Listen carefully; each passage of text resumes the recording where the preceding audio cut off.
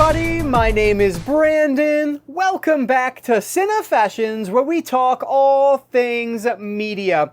Today I want to share with you guys some quick thoughts on 3 recent watches, and all of these are themed in that I watched them in preparation for going to the theater to see either one of their remakes or one of their sequels. So that's what we're going to talk about today. Before we get into it though, I do want to make mention that the reason this isn't a shelf space episode is because all of these films are part of a franchise that I already enjoy. So there's virtually no chance that I was going to watch one of these and decide, you know what, I love the first film and the third film, I'm going to get rid of the second film in the franchise. Like, no, that's not going to happen.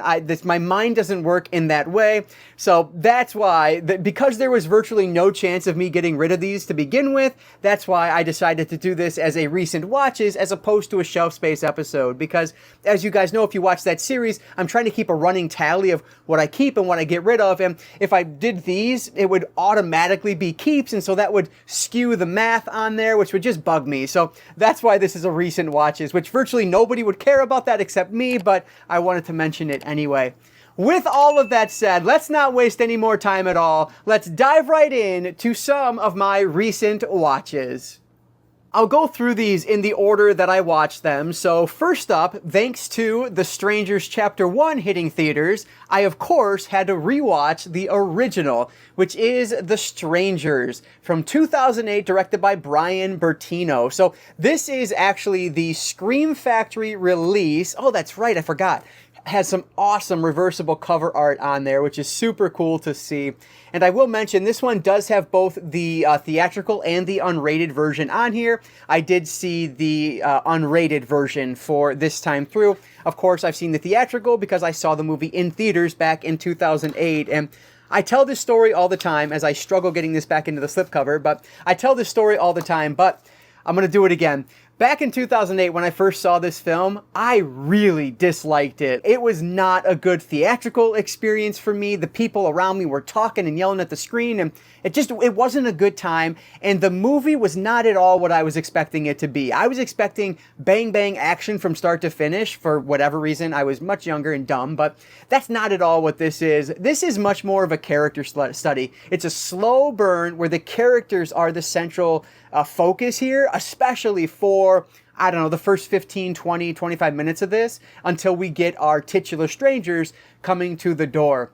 So even though I didn't like it in theaters, I decided to rent it from Blockbuster and give it a second chance once it hit home media, and I'm so glad I did because I've loved it every time I've watched it since then, including the other day when I watched this. I was watching it alone in my basement with the lights out, and it's just a genuinely creepy film.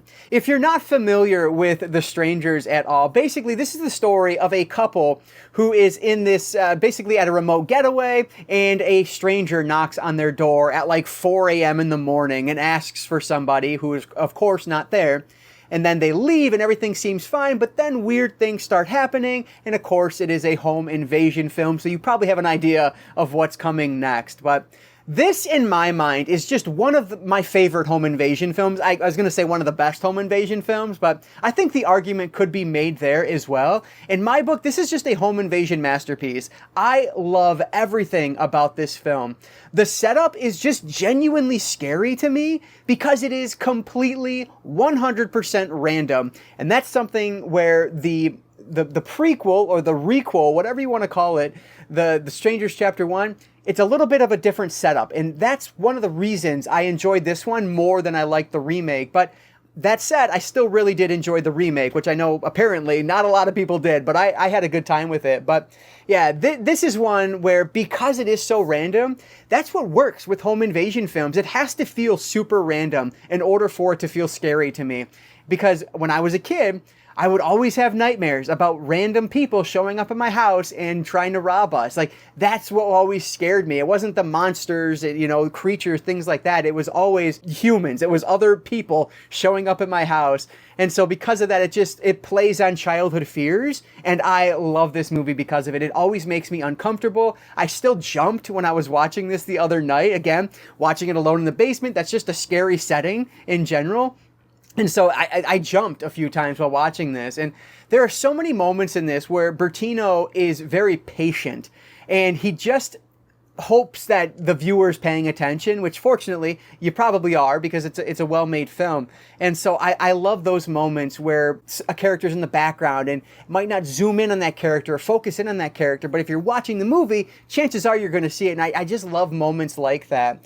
And so this is just such a well-made home invasion thriller that the bar is so high. Chapter 1 couldn't have possibly lived up to it. And that said, I really do like the sequel to this one as well, but I'm not going to get into that today, obviously. But yeah, this is a film that if you are at all a fan of the horror genre or the home invasion genre, well, you've probably already seen it, but if for whatever reason you haven't, I highly recommend this. This is going to be a little slow at the start, but it's getting to know the characters and figuring out why they're there and what the tension is between them.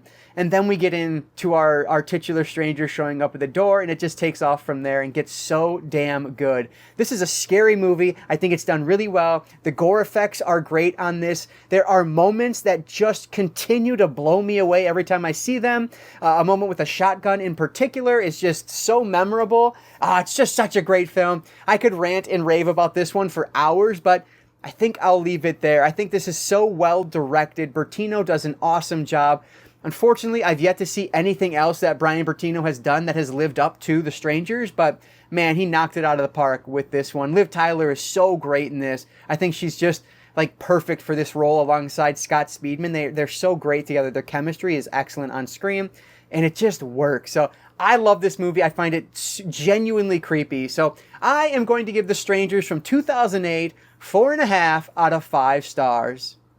The other two movies in today's video are ones that I watched for the first time. And first up here, we have A Quiet Place Part 2. This is from 2021, directed by John Krasinski. And of course, I watched this one in preparation for going to see the prequel to this series, A Quiet Place Day One. So this is a film that, frankly, I had high expectations for just because of how much I loved the original. I gave that film 5 stars the first time I saw it. I was so taken aback by it, didn't expect it to be anything like it was, and it blew me away. On a second viewing, I didn't give it 5 stars. I want to say I gave it like 4.5 stars, maybe 4 stars, 4.5, whatever it was. I didn't like it quite as much, but that first time, man, that is hard to replicate. It was such a great film. And so Krasinski is back. The whole cast is back that is available. And I think this one is significantly better than people give it credit for. I know not a lot of people really love this, or at least I heard a lot of divisive comments on this one, I guess I should say. So we pick up from the end of the original, and I don't want to give any spoilers for either of the original or this one, but it's very difficult when you are trying to talk about this film because it picks up directly after the events of the first film, but I'll try to keep that as vague as I possibly can. But anyway, we follow our main character, Emily Blunt, with her family. They are trying to survive this apocalyptic world, which is filled with creatures that basically can see you or track you by making sounds. So that's why it's called A Quiet Place, because you have to be very quiet so that the creatures cannot find you. We do get some new characters in this one, as you would probably expect. The main one is played by Cillian Murphy. He does a great job as essentially the long-lost neighbor who they run into again. They were friends with him before the events of the film took place, and now they are running back into him. And so once he was introduced, I wasn't really sure what I would think of him, but I really grew to love that character as the film progressed.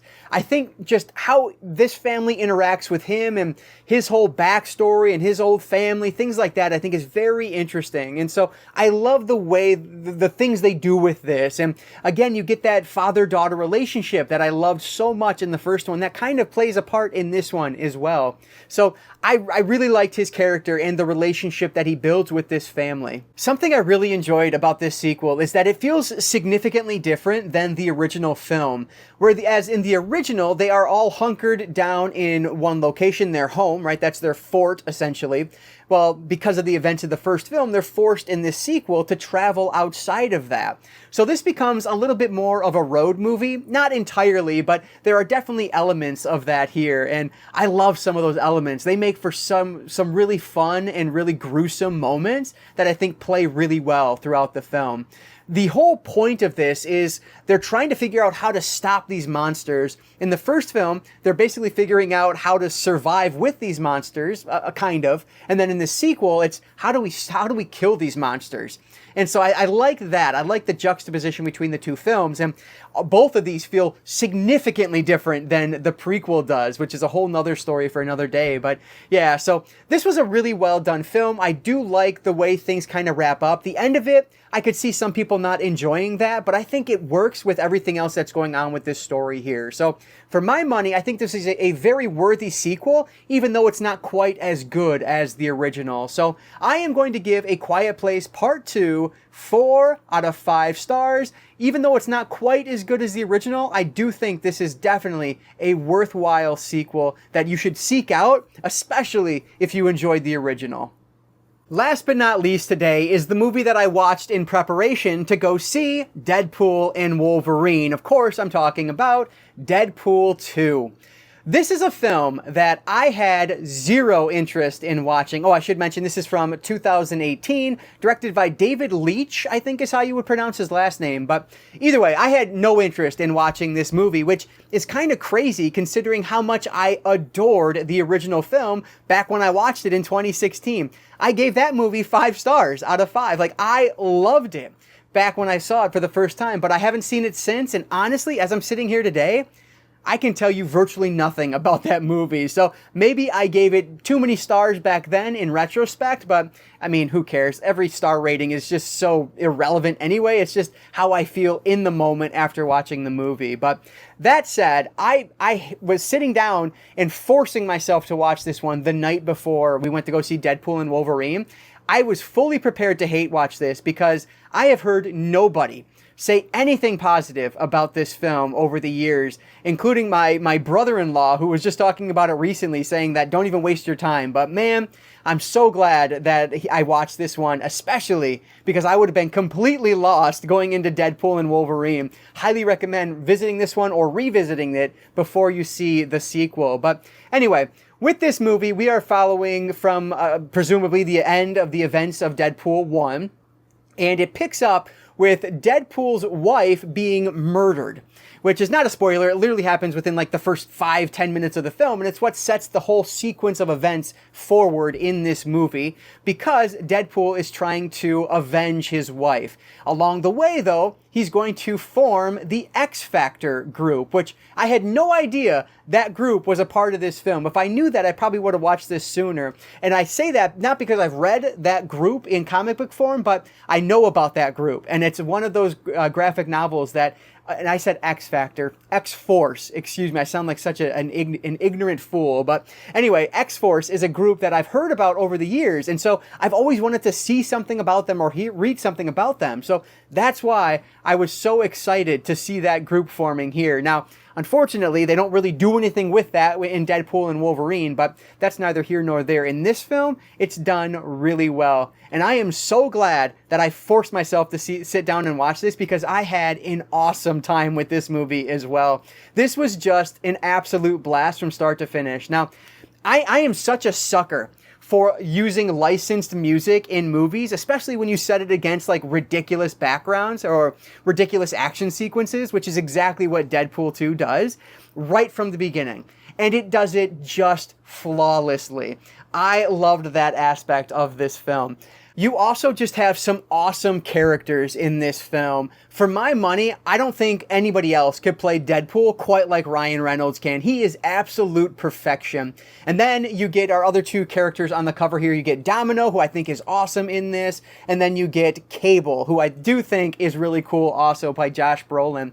I had no idea about Cable's backstory. Like, is that true to comic books or is that just for this film? I have no idea, but I thought that was really cool and really interesting. So I just like the setup here. While the whole point of this movie is for Deadpool to get revenge for his murdered wife, it is so much more than that as well. And there is a shocking amount of heart in this movie, which I think is just true in all of the Deadpool related films that I've seen. Like, it is a very interesting story that is just, like I said, filled with heart. And it feels so genuine the way this all plays out. But on top of all of that, you just have these most ridiculous jokes and this, scat humor. Like, it is so juvenile, but it works so well in the world of Deadpool. The special effects on this looked fantastic. The jokes land for me, which again, comedy is one of the most divisive things out there, but I thought it was just hilarious. Mixed with the awesome action sequences with that licensed music. This is just my cup of tea. I loved this one. I thought it was so much fun. You also get the Juggernaut in this, which was so cool. Was not expecting him, but the way his character is played is so funny, and it's just awesome. Like, I loved this. And that led me right into Deadpool and Wolverine, which, one of my favorite theatrical experiences this year. An absolutely phenomenal film. So anyway, love Deadpool 2. I think it is significantly better than people give it credit for. And I'll also mention, I watched the theatrical cut of this one because I'd never seen it before, and it was like 20 minutes shorter or 15 minutes shorter, and it was already pretty late at night, so I figured I'd get through it a little bit quicker. But I do want to revisit this and watch the unrated cut because I liked this one so much. So yeah, great movie. If you haven't seen it, don't believe the hate. At least give it your own chance, you know, like make your own opinion on it, because for my money, I'm glad I made myself watch it because it was just a good time. So I am going to give Deadpool 2 from 2018 4 out of 5 stars. All right, so those were my thoughts on 3 recent watches, and clearly I loved all 3 of them. I had such a good time with these movies, and more importantly, the movies I went to go see in theaters after these, I had an awesome time with those as well, to varying degrees, but for the most part, I had a really good time with those. So I'll talk about those in a future video here on the channel at some point when I go over all of the theatrical films I've seen this year. But anyway, I want to hear from you guys down in the comments below. What do you agree with? What do you think I'm a complete idiot on? Which is probably a lot of things, but let me know what your thoughts are on these films and anything else down in the comments below. I appreciate any and all support down there, so thank you guys so much for that. But as always, before you guys go, if you could just hit that like button, that engagement really does help me out. And that's going to do it for today, guys. Thank you so much for checking out this video. If you made it this far, thank you. Not everyone likes my review videos, so if you made it to this point, thank you so much for getting here. But with that said, before you leave, I will just encourage you all to consume some media today. I will catch you all next time.